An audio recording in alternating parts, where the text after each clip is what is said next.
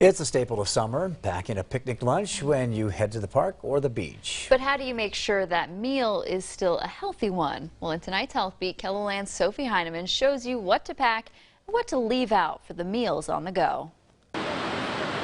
Kristen Davenport and her family are making a stop at Falls Park as they travel across the country. That means meals on the go are oftentimes the only options. Like at the gas stations, they generally now they'll have like the aisles of like chips and sodas and all of that. But you can always generally find like a basket with fresh fruit in it. So we just go for that. Davenport packs a cooler of fruits and vegetables before heading out for the day and says she limits the amount of processed food in her family's diet. You put somebody in a room with only processed foods, we find that they tend to eat more and eat more calories, and they tend to gain weight.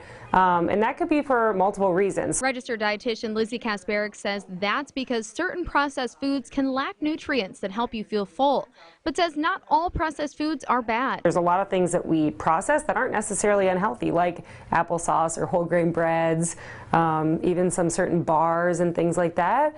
We process food to a certain extent and it can still be healthy. She says more attention should be paid to foods that are ultra processed. Usually those are lacking in fiber. They usually have a lot of like the added fats and added sugars. So take like a toaster strudel that has apple in it.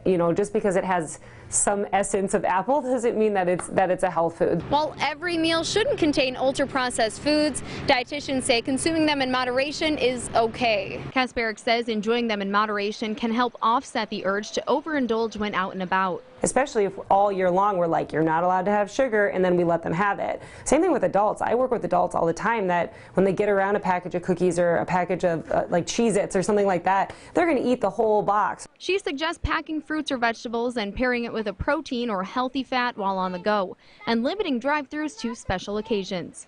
With Health Beat, I'm Sophie Heineman. Vikings full